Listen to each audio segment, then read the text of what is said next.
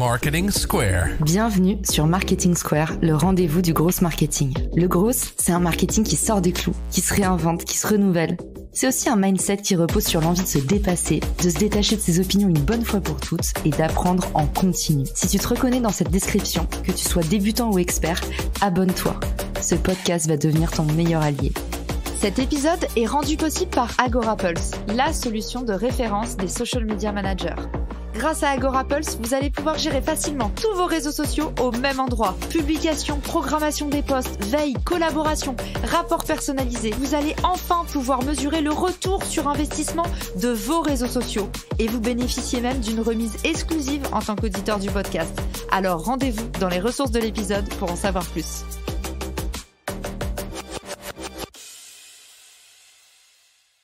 Bonjour à tous et bienvenue dans ce nouvel épisode de Marketing Square. Aujourd'hui, je suis accompagnée de Axel Kaletka et on va discuter ensemble de comment amplifier son contenu. Salut Alex, bienvenue dans le podcast. Bonjour Caroline. Tu m'as proposé un sujet qu'on adore tous les deux. Toi, tu es un spécialiste de l'inbound, en particulier dans le B2B, en particulier auprès des SaaS.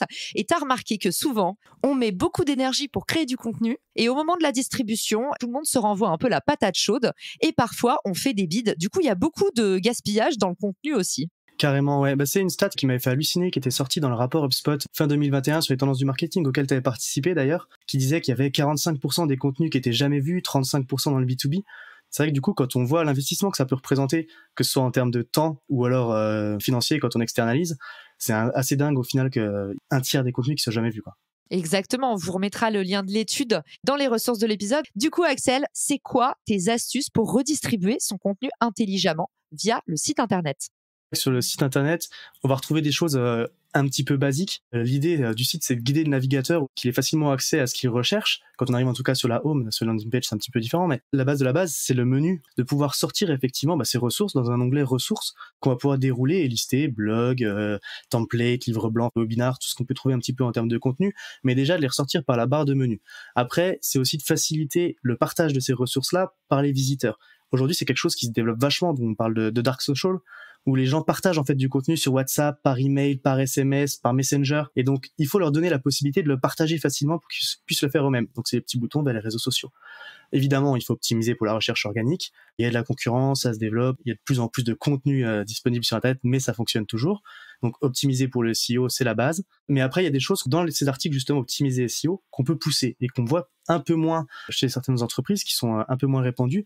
Déjà, c'est une rubrique contenu populaire qu'on va pouvoir mettre soit en bas de la home, en bas de chaque article de blog, en bas de chaque landing page, ou de différents contenus, et de mettre le lien pour pouvoir poursuivre la lecture vers des contenus additionnels. C'est un moyen de promouvoir du coup les autres contenus. Une pop-up ou une smart bar, moi j'aime beaucoup la petite smart bar qu'on appelle aussi Hello Bar, que tu peux avoir en haut de ton site. Il y a une appli Sumo qui fait ça très bien et qui est en version gratuite, qui permet de mettre en avant un nouveau contenu quand il sort. Donc pour les contenus premium par exemple, peut-être pas à chaque article de blog, mais pour un webinar, pour un livre blanc, des choses comme ça, ça permet de les mettre en avant. Les CTA, encore une fois, je le disais, dans les contenus pertinents, dans les articles de blog, une bannière vers un livre blanc sur le même sujet ou sur un webinar qui va parler de la thématique. Des notifications quand on a des applications aussi.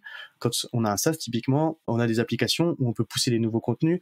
C'est Doctrine qui avait fait ça, par exemple. Ils ont sorti une web-série pour les avocats. Dans leur SaaS, ils parlaient des épisodes de la web-série qui sortaient. C'est un moyen de le promouvoir aussi. Et après, du coup, t'as le chatbot, quoi. Pour résumer sur cette partie-là, à l'intérieur de votre site, n'oubliez pas de placer votre contenu directement depuis la barre de navigation dans un onglet ressources. Évidemment, on fait du contenu optimisé pour les moteurs de recherche, mais aussi pour l'expérience utilisateur. Toi, tu nous as dit ne pas hésiter à faire des playlists. Tu nous parles des contenus populaires. Mais si vous avez comme moi, par exemple, pour Marketing Square, plusieurs thématiques, le SEO, la RH, les ventes, n'hésitez pas en fait à faire plusieurs pages piliers. Ça peut être très cool aussi. Tu nous as ensuite parlé des pop-up ou de la smart bar, tu nous as parlé de ton logiciel Sumo, je l'indiquerai dans les ressources de l'épisode. Moi, j'utilise Instapage sur Shopify. Vous avez aussi la possibilité de mettre en natif pour 0 € des petites pop-up sur n'importe quel site maintenant. Donc, n'hésitez pas à aller regarder. Vous avez soit les pop-up qui vont arriver quand vous entrez sur le site. Alors ça, attention, il faut vraiment que ce soit un contenu exceptionnel de type e-book et pas seulement votre dernier article. Sinon, vous allez avoir plus de rebonds sur votre site. Mais par contre, vous pouvez utiliser la bannière qui est tout simplement un petit bandeau en dessous de votre barre de navigation que vous voyez souvent, où il y a des promotions par exemple sur les sites e-commerce, vous pouvez utiliser cette petite barre linéaire et assez discrète pour mettre en avant un nouveau contenu, surtout si c'est un contenu opportuniste, du genre en ce moment on est sur le site de Axel et puis Axel il accompagne des boîtes B2B et il va dire sur son dernier article comment encourager les boîtes B2B, comment profiter de Black Friday pour les acteurs du B2B. Forcément, il joue sur la saisonnalité, donc il va avoir plus de clics. Donc voilà, Axel il est en train de se dire peut-être que je vais le faire, c'est pas mal. Et du coup, tu nous as parlé aussi d'ajouter des sitiers, c'est-à-dire des boutons pour passer à l'action. Évidemment, il y a aussi des notifications directement depuis l'application que vous pouvez mettre en place ou encore le fameux chatbot. Moi, j'utilise Intercom, mais il y a plein d'autres boîtes qui sont trop géniales. Merci. Déjà, l'épisode pourrait s'arrêter là. C'est déjà blindé de valeur, mais on arrive à l'email, la fameuse base dont on ne sait pas trop quoi faire. Toi, tu nous dis, il y a encore plein d'idées pour s'en servir intelligemment. Ouais, encore une fois, on réinvente rien, tu vois, c'est plein de basiques, en tout cas, qu'on peut retrouver dispersés un petit peu dans différentes entreprises. Et puis l'idée, c'est de pouvoir du coup condenser tout ça pour que chacun puisse puiser les idées qui les intéressent. Quand on parle d'email, tu vas avoir évidemment la newsletter. On a l'impression de tous en voir et d'en recevoir, mais en fait, on en lit encore, donc ça fonctionne quand même très bien. C'est vrai qu'aujourd'hui, il y a aussi ce nouveau format qui est un format un peu plus rédigé de newsletter, on a presque l'impression de voir un blog post au final sortir qui est un petit peu plus développé, mais ça permet aussi de pousser des liens. Moi, typiquement, là, je mets des liens vers les épisodes pertinents de mon podcast quand ça permet de creuser un sujet. Évidemment, les campagnes de prospection, on peut mixer des contenus avec des messages plus prise de rendez-vous, on va dire. Moi, j'aime bien aussi quand je travaille avec des commerciaux qui ont des campagnes comme ça de prospection automatisées qui sont très pushy, prise de rendez-vous. Quand il y a des gens qui répondent pas ou qui répondent jamais, récupérer un petit peu ce panier-là aussi pour faire des invitations à des webinars ou de les pousser sur des livres blancs, des choses comme ça. C'est un peu moins bas de funnel, mais ça permet de réactiver différemment aussi l'intérêt des gens. Après, tu as les campagnes de nurturing.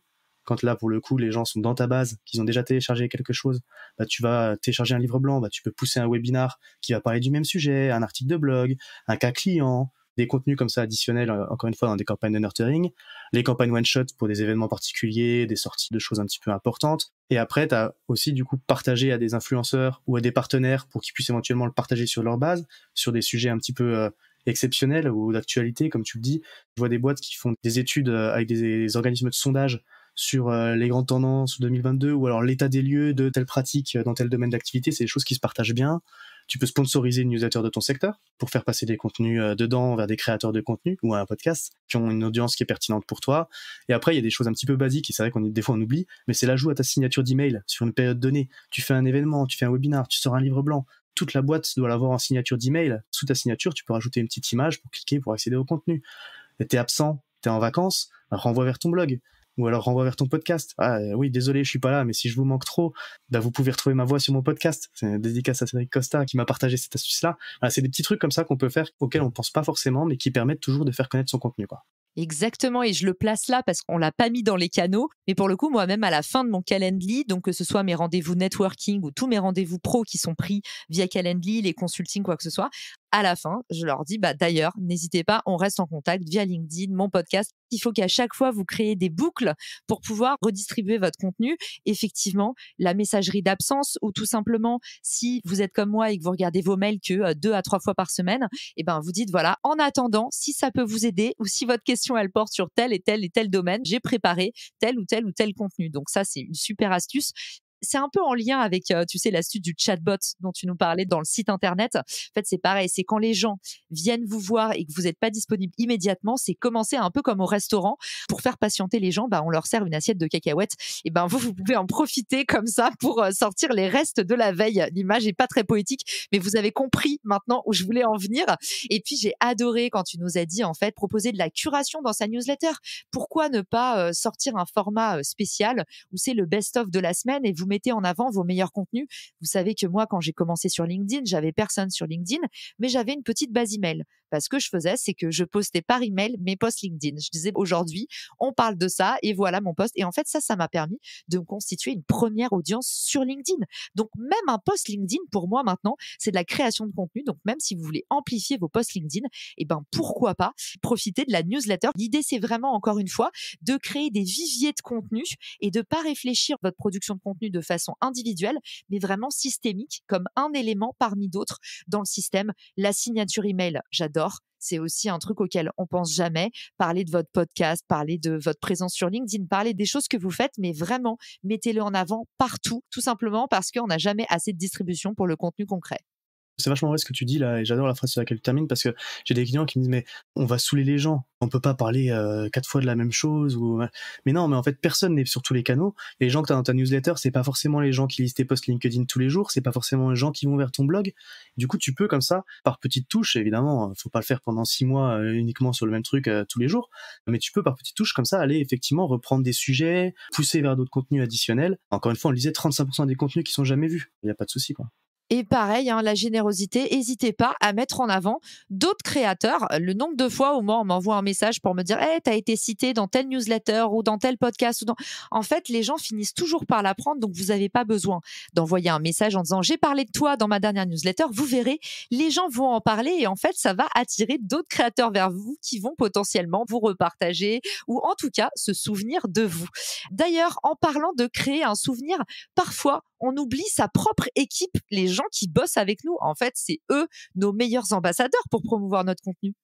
Ouais, carrément. Et tu vois, on le voit par exemple sur LinkedIn, il y a pas mal de petits groupes d'entraide de créateurs aussi qui se créent, où on partage des posts dans des WhatsApp pour que les gens puissent interagir, ce qu'on appelle des pods. Mais ton premier pod, c'est ton entreprise. Quand tu postes un contenu, que tu crées un truc, directement, tu dois le faire connaître à tes collaborateurs pour que déjà, ils puissent t'aider à pousser le contenu et éventuellement le partager. Puis après, c'est vachement important aussi au niveau des équipes commerciales. Si tu crées du contenu, c'est censé intéresser ta cible. Tu as aussi des cas clients que tu peux créer. Et tout ça, c'est du contenu que tes commerciaux ils peuvent utiliser, dont ils doivent avoir connaissance. Tu sais pas, ça peut les débloquer dans un process, dans une affaire, ça peut les aider à rassurer des prospects, ça peut alimenter des campagnes de prospection, ça peut même eux participer un petit peu à leur culture autour de votre sujet. Donc c'est vachement important de le communiquer en interne. De toute façon, il faut toujours faire attention à la com interne, même si c'est la partie qu'on trouve souvent. Attention, ne me jetez pas des pierres, mais souvent, c'est un peu le parent pauvre en marketing. Personne n'a envie de faire de la com interne. Et pourtant, on arrive toujours à des situations un peu dommages où tu as le commercial qui dit « Ah bon, on a fait un livre blanc sur ce sujet ?» On me pose tout le temps la question. Donc, c'est vrai que autant être proactif, quitte à envoyer une petite newsletter aussi interne avec les 5 top contenus ou les 5 contenus qui ont le plus de succès de la semaine. Ça, c'est topissime. Et puis, ça y est, Axel, on est enfin arrivé à notre réseau social préféré. Qu'est-ce qu'on peut faire de malin sur LinkedIn en 2-3 mots comme ça pour amplifier notre contenu? Je vais pas rentrer dans les posts parce que de toute façon, en plus, t'es bien plus compétente que moi là-dessus. Il y a effectivement tout le partage que tu peux faire par les posts de la page d'entreprise, de ta page, de tes collaborateurs pour pousser un article, pousser un contenu de façon vraiment, on a sorti ça sur tel sujet.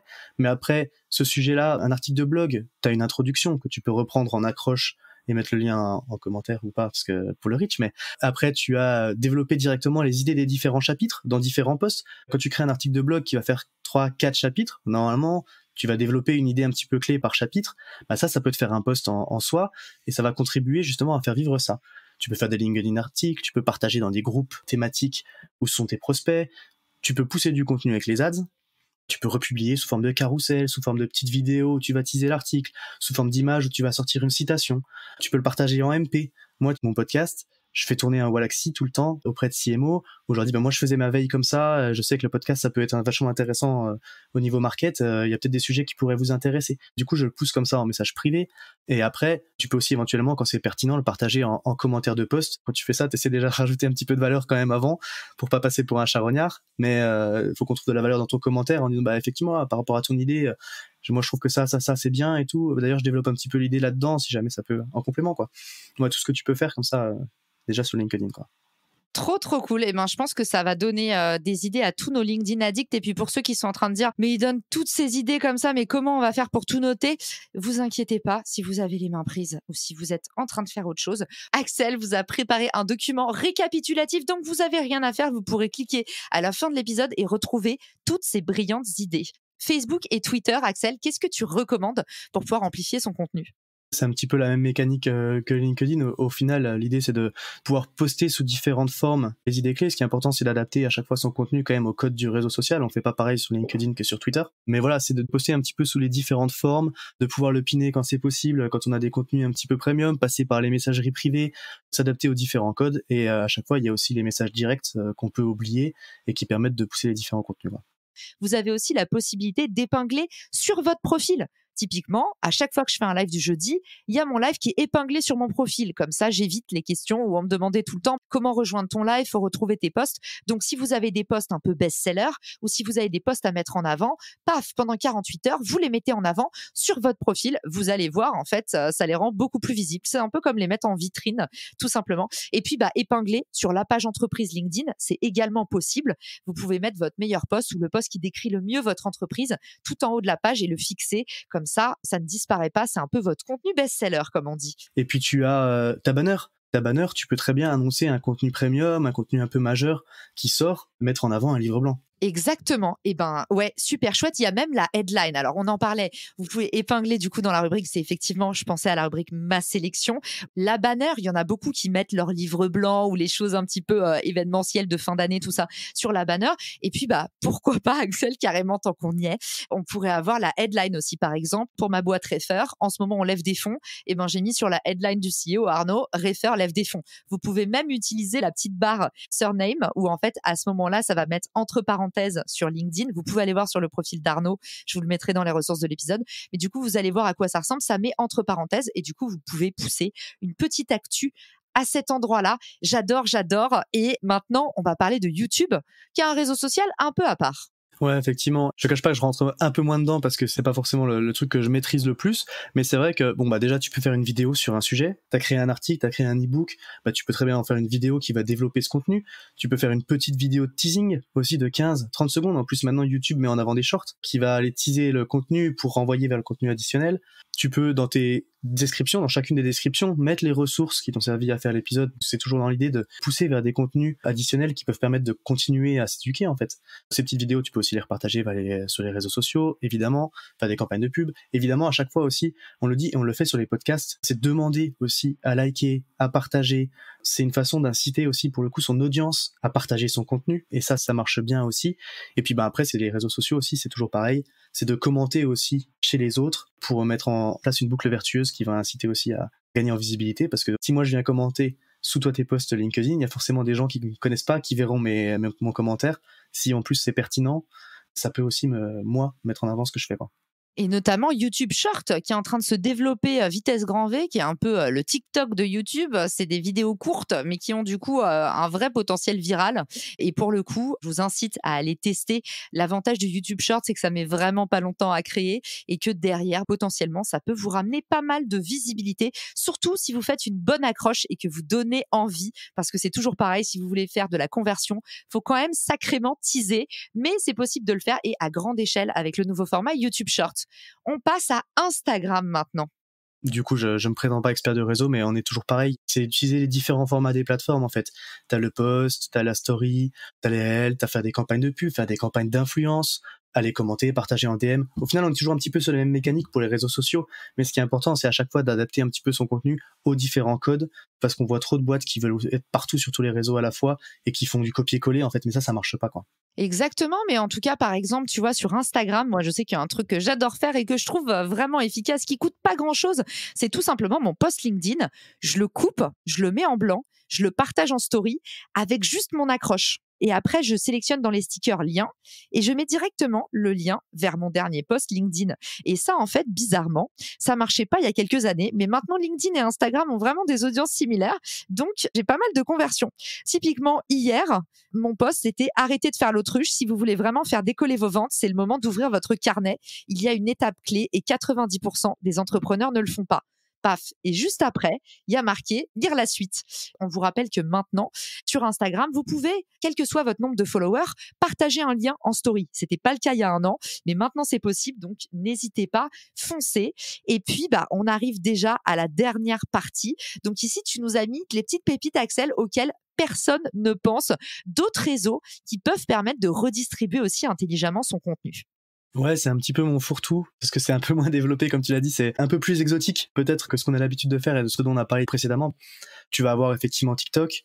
C'est Guillaume Houbèche qui en parle beaucoup dans les débuts de l'Emlist, où effectivement, il a passé beaucoup de temps à aller participer sur ces outils qui sont un petit peu comme des forums ou de questions-réponses, où tu vas retrouver Reddit et Quora, où du coup, tu vas aller pouvoir partager, tu as des discussions avec des thématiques, donc c'est un petit peu un forum. Du coup, tu vas pouvoir aller développer des idées, renvoyer des liens vers tes contenus additionnels, partager des images avec des citations, commenter des discussions pertinentes d'autres personnes. En plus, ça te permet toi aussi éventuellement de faire un petit peu de veille sur tes sujets et de voir les questions que se posent les gens par rapport à ton expertise. Tu as les top réponses, tu peux ajouter de la valeur sur des commentaires qui marchent déjà, dans des forums qui sont déjà actifs, faire de la publicité, encore une fois. Et après, tu vas avoir tout ce qui est hors réseau social. On a parlé un petit peu avant, les dark socials, dans les communautés que tu peux intégrer, des Slack, Discord, des WhatsApp, d'autres outils, d'autres forums, où il y a des groupes, notamment pour le marketing. Sur Slack, il y en a plein. Enfin, même moi, je suis déjà en 4 ou 5 communautés différentes.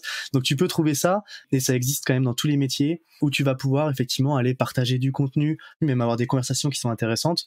Et après, j'ai même envie de dire, à l'oral, en fait, chaque conversation peut être une occasion de pousser ton contenu et de dire qu'effectivement, j'ai un podcast où j'ai parlé d'un truc comme ça. Puis je suis présent sur LinkedIn. Si tu veux, tu peux consulter mon contenu. Tu trouveras peut-être des trucs intéressants. Donc voilà, les conversations orales qu'on peut négliger aussi. Il y a des boîtes qui utilisent Medium avant de créer un blog. Par exemple, tu peux aller poster sur Medium. En général, ça rentre pas mal en SEO. Après, faut faire attention, par contre, à pas dupliquer son contenu par rapport à son site internet. Donc, tu peux republier des articles en modifiant un petit peu les accroches, les mots-clés, reformuler tes phrases pour poster sur Medium. Et il y a un truc qui peut donner des très bons résultats aussi, c'est que tu peux faire du guest post sur Medium. Tu as des entreprises ou tu as des boîtes qui sont très actives sur Medium et qui font appel à des auteurs invités. Donc, en fait, quand tu es validé par cette boîte-là et que toi, tu vas poster sur Medium, toute l'audience de ces boîtes va avoir connaissance de ton article, va être notifiée.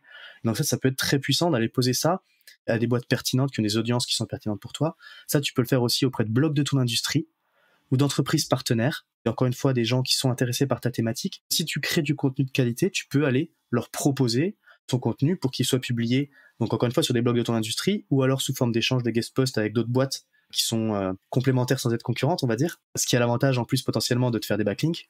Et après, c'est saisir toutes les occasions qu'on a pour dire qu'on fait du contenu, les conférences, les webinars, saisir les moments où on a la parole pour renvoyer toujours vers ce qu'on est capable de faire ailleurs, quoi. Donc maintenant, vous l'avez intégré, la création de contenu, c'est limite du 80-20 et c'est limite 20% de création, 80% de distribution parce que maintenant, tout le monde fait du contenu. Donc ceux qui sauront bien se distinguer, c'est pas ceux qui vont savoir maîtriser les outils, on a pratiquement tous les mêmes, c'est vraiment ceux qui vont réussir derrière à trouver les petits tricks pour pouvoir créer un maximum et distribuer en un rien de temps. Merci Axel d'être venu nous partager ta botte secrète. Je la remettrai dans les ressources de l'épisode, ta checklist distribution de contenu. Et puis pour tous ceux qui veulent te retrouver, où est-ce que tu nous donnes rendez-vous ? Moi, je suis présent sur LinkedIn aussi. Tu l'as dit, on échange beaucoup, donc ce sera avec plaisir. Et puis, c'est vraiment un sujet d'importance, tu vois. Donc, si ça vous intéresse, on peut en parler. Et puis, il y aura peut-être des surprises aussi là-dessus l'année prochaine. Oh waouh, un beau teasing pour terminer l'épisode. Et puis surtout, si vous avez des questions sur cet épisode, si vous avez envie de nous envoyer de l'amour, on vous mettra le lien du post LinkedIn. Évidemment, on n'en a pas parlé, j'y ai même pas pensé en fait. On a tellement délivré pendant cet épisode. Moi, c'est un truc que je fais aussi sur mon podcast. J'utilise mon podcast pour mettre en avant mes posts LinkedIn. Et du coup, à chaque fois que je fais un post lié à mon podcast, on peut retrouver le post LinkedIn pour pouvoir venir échanger en direct. Encore une idée, allez, c'était cadeau, comme ça vous en aurez presque 100. Je vous embrasse très fort. J'espère que cet épisode vous a plu. Axel, tu reviens quand tu veux. Et puis à tous, il n'y a plus qu'à distribuer votre contenu comme des chefs. On viendra vous voir. Ciao! Si cet épisode te plaît, tu peux le partager en me taguant ou lui laisser 5 étoiles sur Apple Podcasts. Marketing Square.